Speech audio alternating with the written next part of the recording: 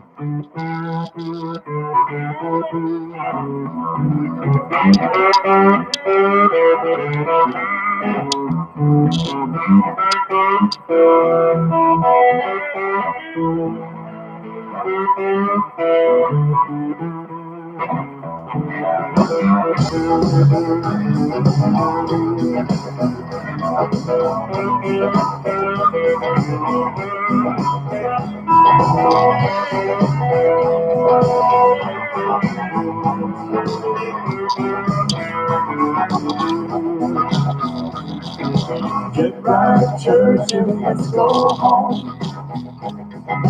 Get right, church, and let's go home. Get right, church. Get right, church. Get right, church, and let's go home. All right, all right. All right. Get right, church, and let's go home. I'm going to tell you, ladies and gentlemen, there's been some things going on that's completely off the hook. I've been waiting, watching and waiting to see what's going on. I don't like just popping on every day all the time. I like to wait until things are right, conditions are right, and we have something to say. Now, I don't have a lot of people on right now. It takes a little while to get things cranked up, when you go with live streaming. But tonight I got a little bit of a rant I need to do. I need to do my little rant. I need to rant about Mormonism. I want to talk a little bit about the Mormons. Oh, yeah, I said that. I did. I said that. I'm going to talk about the Mormons and Mr. Joseph Smith, rest his soul. Probably, well, I can't say, but I'm sure God knows right. He's right where he needs to be, what I'm thinking. Okay, so with that being said, we're going to talk about that. And the second thing I'm going to talk about is a little bit of politicking.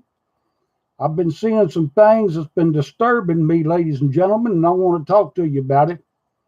Now, when I stream live like this, I haven't figured out how to switch the things from one video to the other so I can show you some pictures and stuff like that.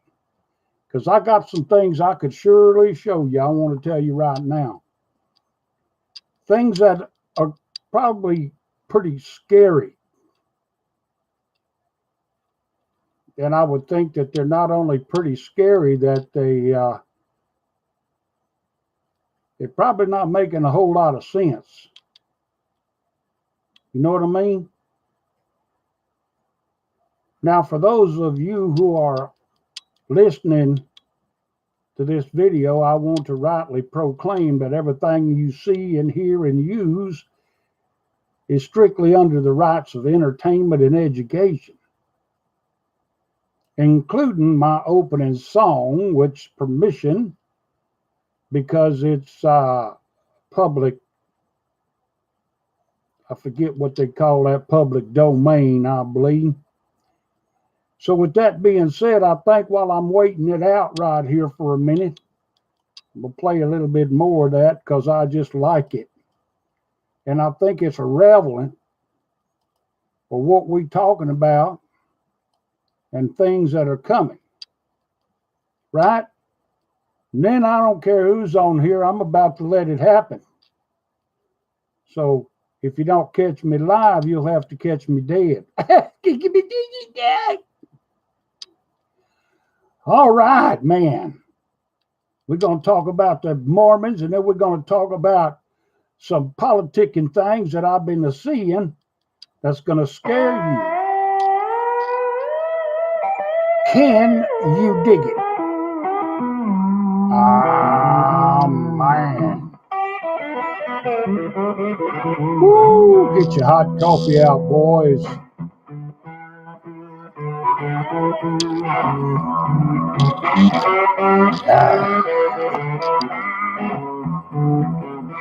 Oh, it's happening.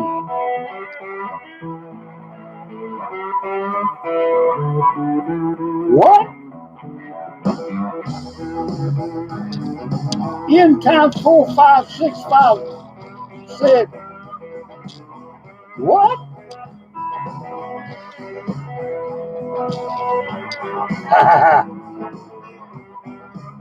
If you can smell, the preacher's good. I'm serious about it. Get right, church, and let's go home. Get right, church. Oh, yeah. Get right, church. Get right, church, and let's go home. Can you feel it? I'm going home on the morning train. On the morning train, son. I'm going home on the morning train. I said the morning train, boys. I'm going home. Oh, yeah. I'm going home. Ain't stopping. I'm going home on the morning train. Oh, say that. It'll be too late in the evening. Train already pulled out in the morning time. Yeah. It'll be plumb too late. Hello, Nina. Now that lady can cook right there, son.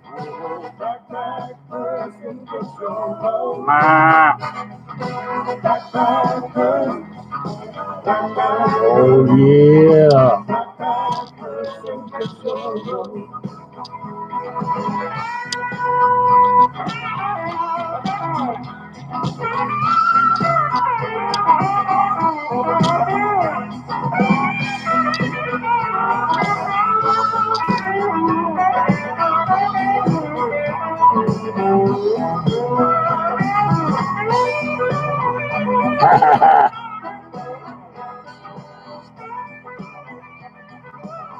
Can you?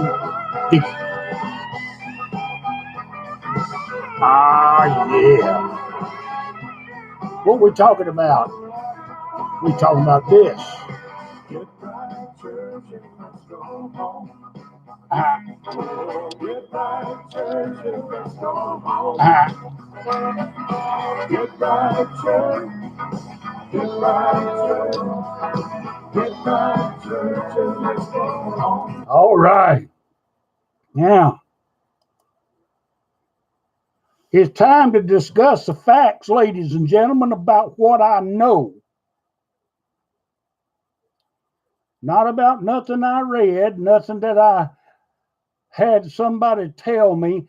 I know the facts. Had them in my hand. I know what it is. If I'm going to tell you about Mormons and Joseph Smith, I know what it is. And I'm going to tell you this right here, ladies and gentlemen. They are 100% fakers and 100% takers. Faker takers. That's what they are. Demonically controlled. Use different forms of hypnotism, magical spells from the demonic co-conspirators, brainwashing people, literally, to the fact that they almost have to kill themselves to get out. Sound like some kind of a gang, don't it? Well, I call it an occult. And I know. Let me tell you how I know.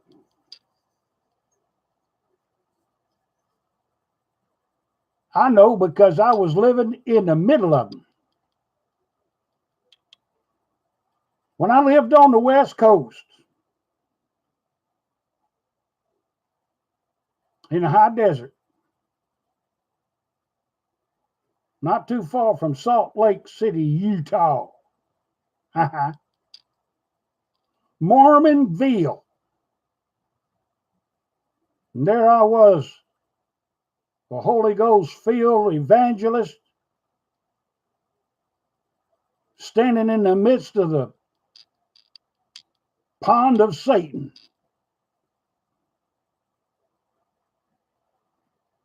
watching these latter day saints, their name fits them well, rob, cheat, steal people with good money and good sense for their own taking. Now, I don't have a whole lot I want to tell you about them tonight, but what I tell you should be enough for you to understand what they are and where they're coming from.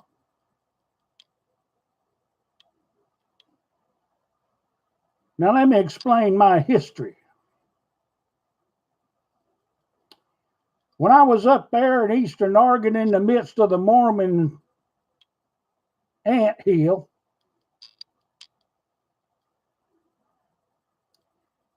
and I knew all about their shenanigans.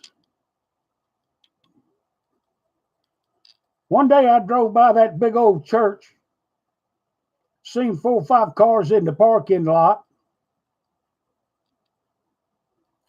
So I pulled into the parking lot, hopped out of my pick-em-up truck, and marched myself, holding my Bible, right over to that side door. And I walked in. Door was unlocked. Now, the church itself didn't have no windows. See, they don't like windows. They like to create their own light, what they say. So I'm going in there to take a look at the inside of a Mormon church for real, for myself. Man, when I stepped into the sanctuary, I could feel the presence of the power of the demonic co-conspirators staring me down. And there in the middle of the church was a giant brass bowl held up by golden calves. Now, I don't need to say nothing right there, looking at that. I mean, that speaks for itself right there. Well, that's the baptismal pool. That's the baptismal pool that they use.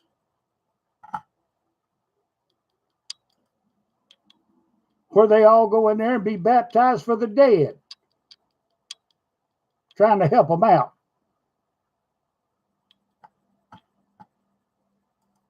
In case they wasn't good Mormons and didn't make it to their own planet. That's what I said. Every Mormon is looking to make it to their own uninhabited planet.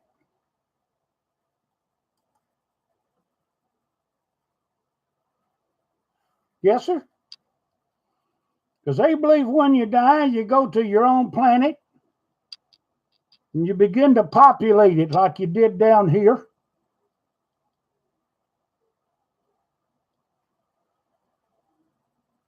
You can't populate it without female Mormons. So what the man does when he gets to his planet, he calls by name those wives that he had that gave him good fold. And if that lady is blessed, her husband will call her name. She don't have to stay down in the grave. Wait for that husband to call her up to the great planet where she can live eternally pregnant, dropping foal to populate a new place.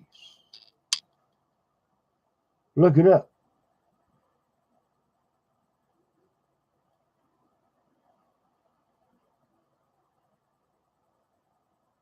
And if that ain't the craziest thing you ever did hear of, and they claim to be in cahoots with the Bible, but the Bible don't say nothing about that. But I say if you believe that, you belong on that other planet. Ah, shut up.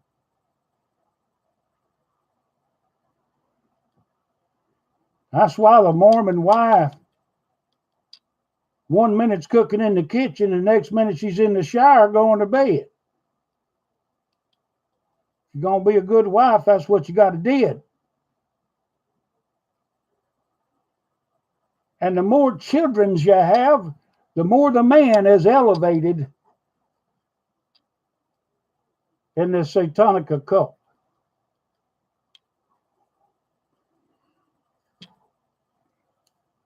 Now, I was taking care of this lady's house. She was a Mormon.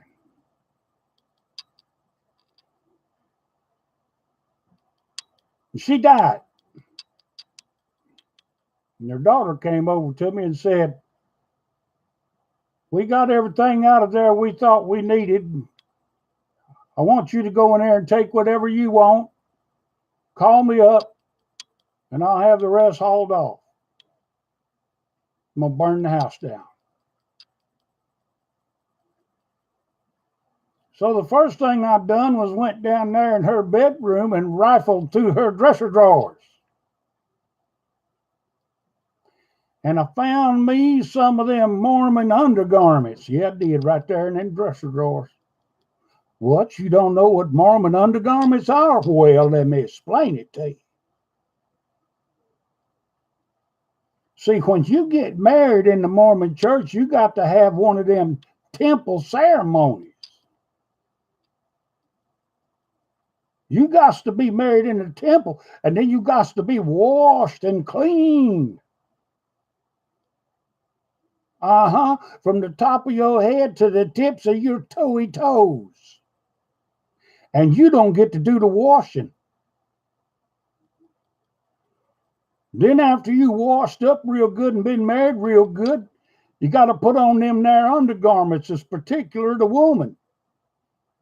The man's garments looks like a pair of them pajamas they wore in the Western days, one piece white outfit with the trap door on the butt. I know what I'm talking about. I had a pair, seen them right there in the drawer. Then I found some of her drawers in there and took them out. And I literally could not believe what I was seeing.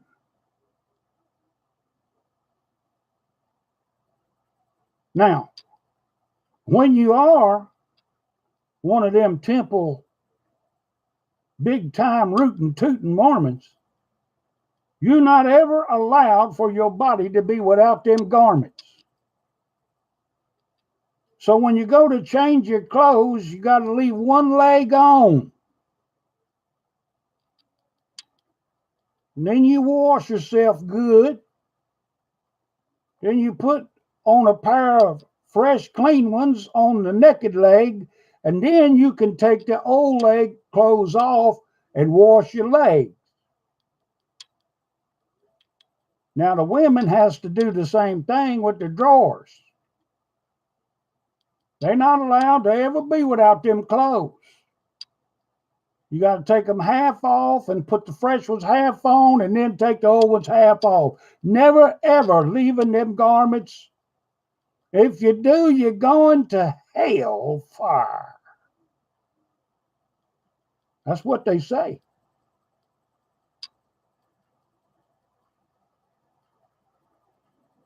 Now, Joseph Smith and his brother Alvin,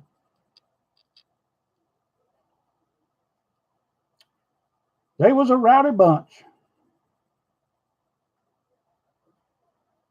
And when they finally come west, because everything they was doing on the east was crashing and burning, and they was running them out of this town and that town, they kept chasing them west. That gum varmints. So to come over to the west out there, I guess it all started right outside of Missouri.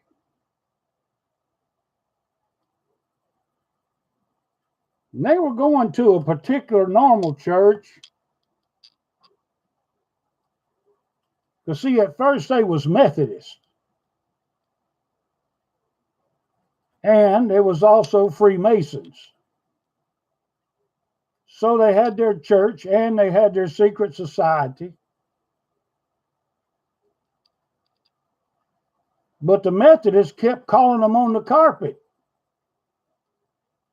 Joseph, man, you got to stop this drinking, and you got to stop this alcoholism and carousing down in the saloon and running around with all the women and getting yourself thrown in jail for lewdness and disturbing the peace.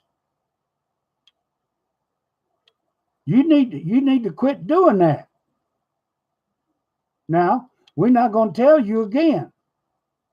You're putting a bad name on the Methodist Church. We don't believe in none of that hobsquabble, so you better knock it off. Well, that lasted all of about 8 hours. Mr. Smith was at it again. Hobnobbing around with all them saloon women and prostitutes, drinking up a storm, carousing the town, hoorahing everybody around the town, and he got arrested by the sheriff and thrown back in the hooscat.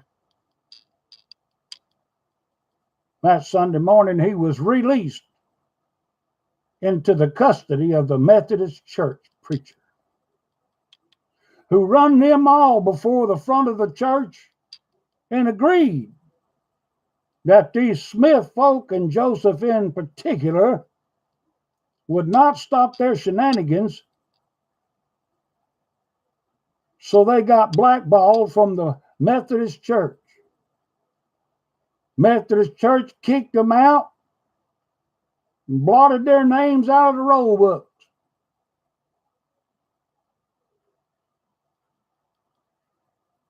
The very next night, 2 nights actually, it was on a Tuesday night, at the Freemason meeting.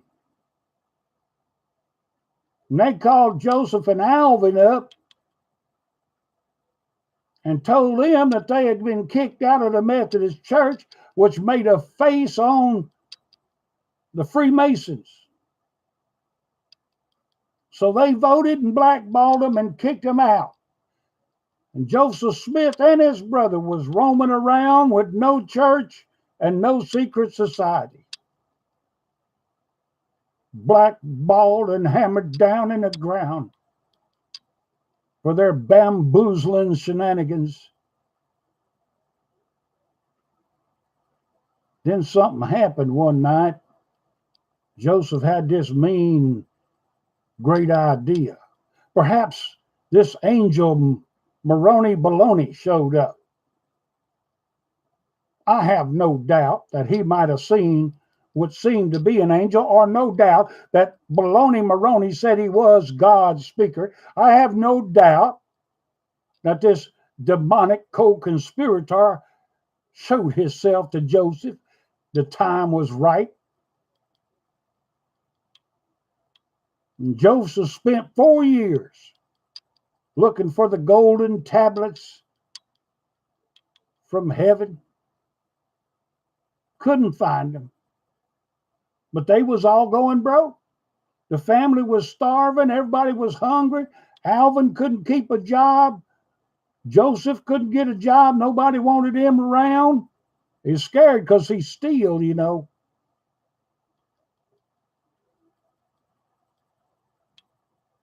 Baloney Maroney shows up again, takes him down in the woods. And Joseph comes out and he says, I know where they at, and I'm a digging them up. Them golden plates he said he had. But he couldn't show them to nobody. No. Nobody could see them. It was a secret.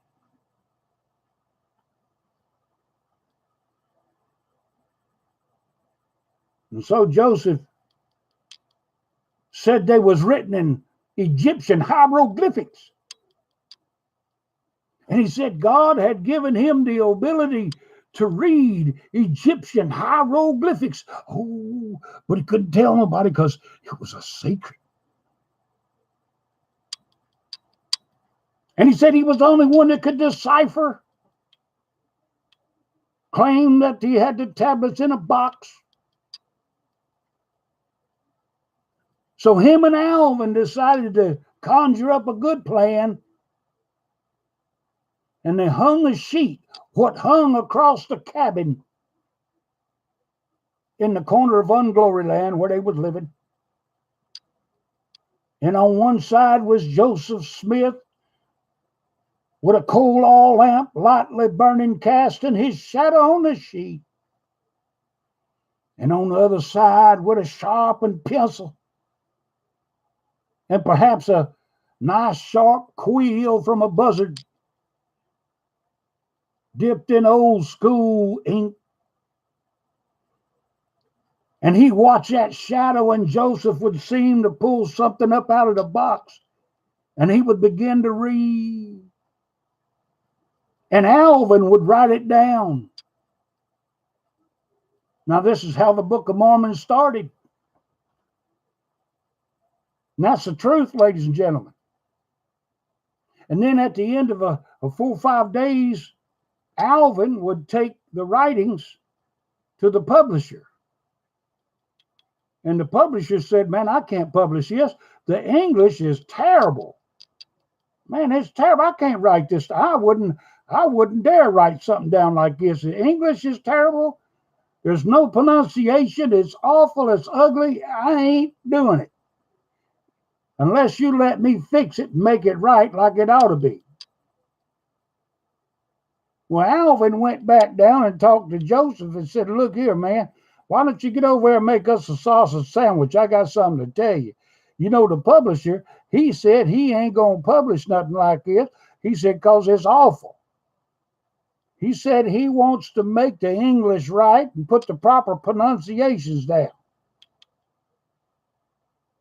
And Joseph said, well, wait a minute then. So they lit the coal oil lamp and strung the screen across there again. In about an hour, they moved it back, and Joseph come out and he said, okay. Baloney Maroney said, it's okay as long as one of us is always in the presence of them words. So, Alvin, it's okay as long as you're there when the publisher fixes everything. Well, this was a slow process, and it began to stack up deeper and deeper and deeper. And pretty soon, Alvin, he got sick of sitting over at the publisher's place. So he goes back to talk to his brother Joseph. He said, Joseph, won't you get us some of that tater salad over here and let me tell you something? He said, look here, man, I'm sick and tired of sitting over at the publishers. All day, every day into the nighttime, I'm sitting over there at the publishers. That's all I ever do, and I don't want to do it no more. It's ridiculous. Now, he ain't going to change the thought. He's just fixing the English. Well, Joseph said, hang on a minute. And they went over there and lit the coal oil lamp and strung the sheet up. About an hour, Joseph come out and he said, Baloney Maroney says, it's okay. That publisher is doing it right. You don't have to stay over there none at all. And so he deciphered.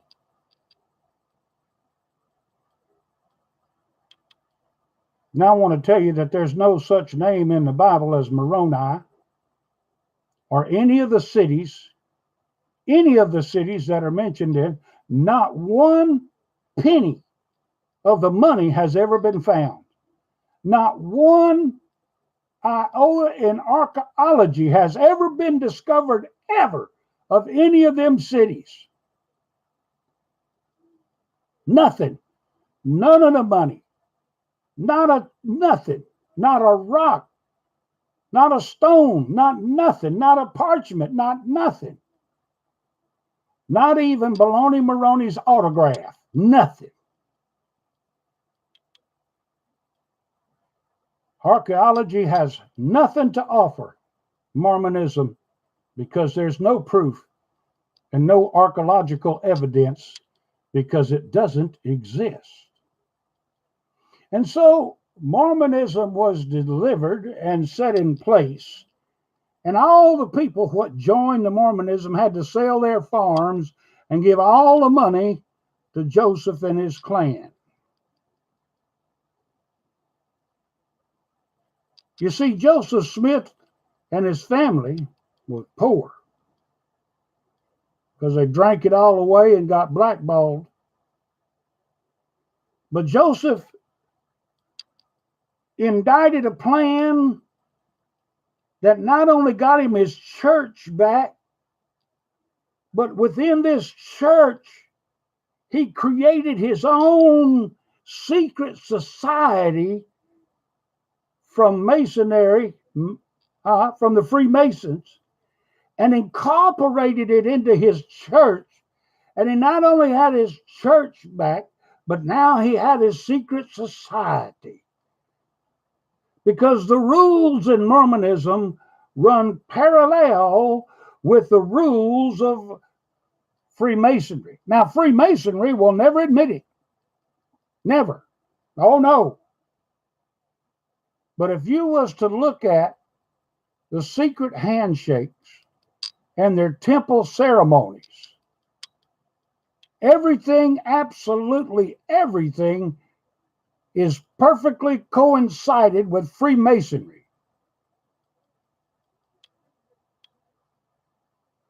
Because it's part of their secret society. They got the church and their secret society, and it holds true today. As a matter of fact, when you look on them garments, you might want to put your fingers in the little children's ears right here. When you look upon them garments that the woman wears, she wears a white like t-shirt, and a pair of white panties. Now, in the private spot of those panties is the Freemason symbol, which shows that her privates have been purified. And when you look on the shirt where the belly button is, there's a square, not a square, but a Freemason square with an X, right where the belly button is, to show that her belly button is pure. And on her breasts, where her nipples are, there's a compass and a square over each nipple to show that her breasts have been purified, so that when she feeds her offspring, they receive holy milk.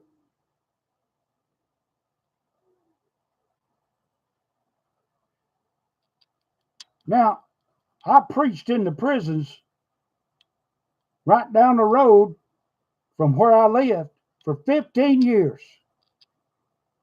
Now, in the Mormon temple, when you go in there, when the woman lays down in that holy tub and gets washed, she lays down in the water there, and then she gets up out of the water. And there's a sheet hanging there, just like Joseph Smith had when he deciphered the fake tablets. And there's 2 holes where the women's breasts can be reached, one for her navel and one for her privates. And one of the men, elders of the church, will retch through those holes and wash those parts that she might be purified. Now, I was pastoring a church down there. Now, how long do you think it would take 2 or 3 women maybe I might have washed before I would become a resident down there at the prison? Huh? Even if I said it was in the name of my religion, man, they would throw me under the jail and swallow the key. But it's allowed. And the same thing with the men. When they get up out of there, a man reaches through there and washes his privates. I'm not sure how long that lasts, but that's what they did. And then they go through the ceremony with the apron, where they play the little play about Jesus and Satan being brothers, not half brothers, brothers.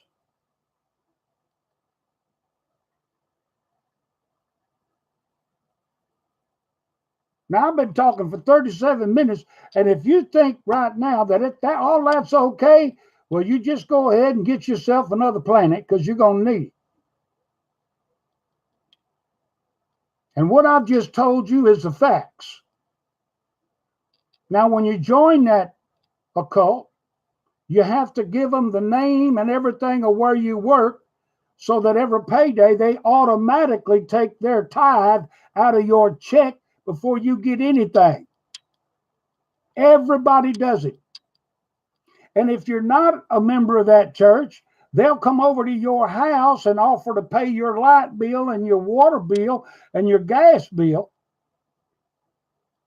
They will completely take it under their wing and feed you groceries, because all of their groceries come from Mormon farmers, and they got to give 20% to the church. And they have giant underground warehouses where they've been storing and hiding food for years, and they gonna need it.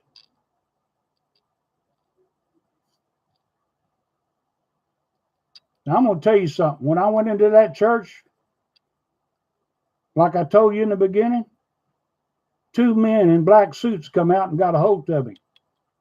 Asked me what I was doing in there. And I told them, well, I was just looking around. I wanted to see what it's like inside of here. I was thinking about being a Mormon. He said, no, you ain't. We know who you are, and we know where you live, and we know what you're doing here. And you haven't been invited in here, and you got minutes to get out of here and get in your vehicle and leave, or we're going to call the police. I said, give them a ring-a-dingy. They did, and the police did come and had me removed from that wonderful sanctuary. Now I finish with this rendition. In the early days, it was against the Mormon law to have a black person in the church, because they said black people were cursed by their color, because God burned them to mark them. He burned them up. And that's why they was black. And they wasn't pure, and they was never allowed to be in the church ever at all. Then the U.S. government came to them one day and had a question with their nonprofit status, because they were discriminating against the black people. And they flat out told the Mormon church, you have days to fix this, or we're going to dissolve your tax-free status, and you're going to owe a bunch of taxes, son. Now, you better fix this, and I mean right now. A few days later, one of the Mormon elders in Boise, Idaho, had a declaration in the temple. God has told me that it's time to allow the cursed black people to become a part of the Mormon church.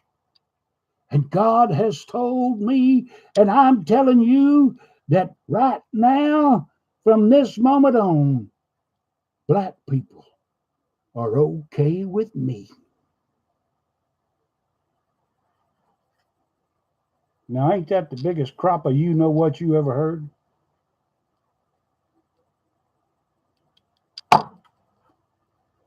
Go ahead, let them pay your bills and buy your groceries. Yeah. You're going to appreciate what they got for you. Right. And I highly do believe that it's going to be a part of the Mormon connection that hands out the mark of the beast. Those big, fine church houses that don't have any crosses anywhere, not on the top of the steeple. They either got nothing or baloney Maroney up there. No crosses, no Jesus, no Holy Spirit. Just a bunch of works of the demonic co-conspirators. And I speak against them because I know them. I studied them extensively for almost 20 years. They hated me, and they still hate me. But I love them in a Jesus way. And I'm still believing that there's going to be a big breakaway from them as hundreds and thousands of blind, deceived people come to the cross to meet the real Jesus Christ instead of some fake rubber duck.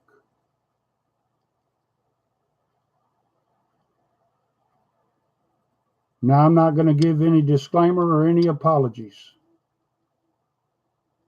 for everything that I've said because I know, absolutely know what I'm talking about. They're fakers, they're takers, and even the history. I don't care how they write it, it holds for itself. And I end. Joseph Smith was arrested for carousing with another man's wife. And that man rushed to jail and run in there and killed Joseph Smith in his cell for running around with his wife.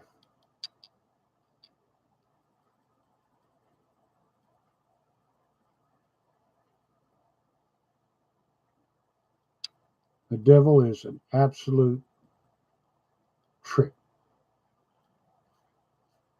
It's all a clever trick, ladies and gentlemen.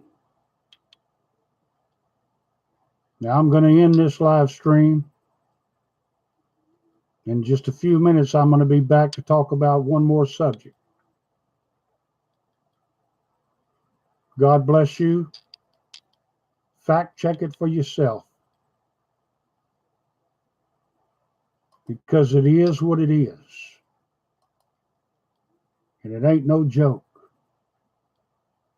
It's truth and it's real.